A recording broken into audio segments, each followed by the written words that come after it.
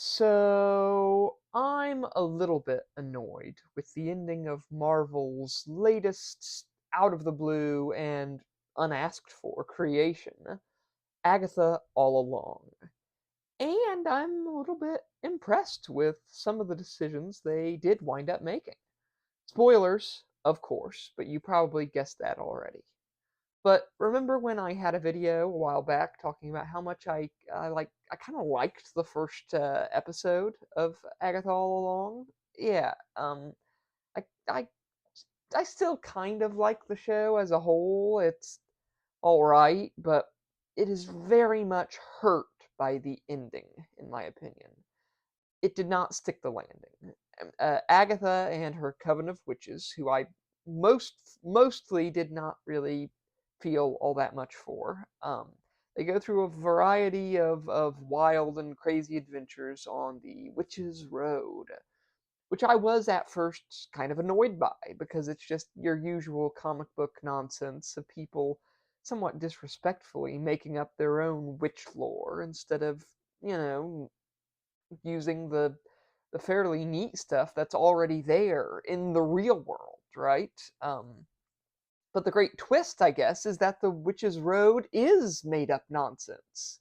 That's the point. That's the big spoiler. I'll admit it's a bit of a melodramatic Shyamalan style twist, but that didn't hit perhaps as hard as they intended. I don't think. At least for me personally, the the Witch's Road, I guess it was a lie told by Agatha in this convoluted scheme to drain the powers of all these different witches.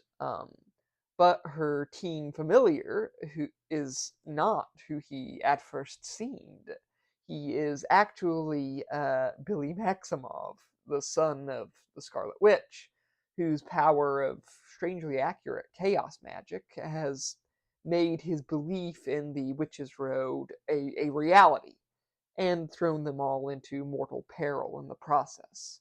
Um, a shocking revelation, I know. I was just surprised as you are. Okay, really, like the Witch's Road thing aside, it didn't feel like much of a twist that the teen what was Billy Maximov. It just I kind of had that one predicted. And they chose a somewhat convoluted way of bringing Billy back to life as well. Like he's possessing the body of a dead kid who it's you know what it's a whole thing, and it seems to me that they jumped through a few too many hoops, I think, just to introduce a new old character, right? Who I actually like, mind you, despite my initial ambivalence toward him. The actor did a fine job, and the script didn't do him personally as much harm as it did some others. I'm honestly hoping they do something fun with him in the future.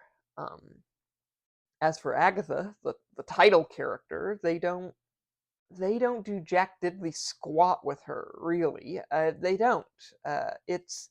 It's Catherine Hahn's show, and while she started strong, she is just consistently overshadowed and outdone by some of the more interesting members of the cast. And by the more interesting members, I of course mean Billy and Ilya, the only other member of the sort of made up coven, who I actually came to like, and boy was I right to do so because she's a side character done right, who kicks some serious ass in perhaps my favorite episode of the show.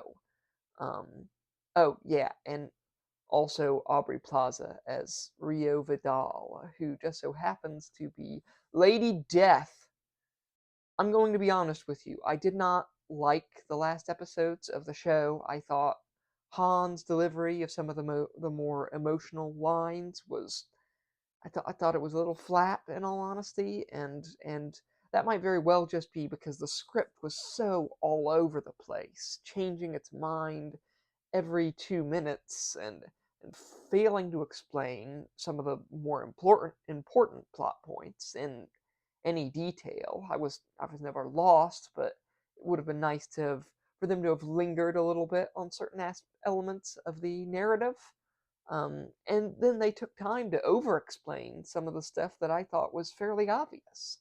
So, yeah, that's just me, and I know that that is neither a popular opinion nor one that's going to win me many friends, but you're free to disagree, and I hope that you enjoyed it. I really do. But if this show had one great thing going for it, it was Aubrey Plaza, a national treasure if ever there was one, who deserves nothing but the best. And upon realizing that she's not just some side character, but actual Lady Death, I was over the moon. She seems to have had a blast working on the show, and every scene, despite the aforementioned failings of the script, in my opinion, her every scene is just shines with her particular acting style and just her presence. Well, I don't really have any desire to watch any Marvel product ever again. In all honesty, I am thoroughly delighted to have seen her portrayal of death. Um, and my current theory is that instead of Mephisto, she's going to be the one to butt heads with Doctor Doom in the future. So that'll be fun and might very well convince me to watch another Marvel product. Maybe. Possibly. We'll see.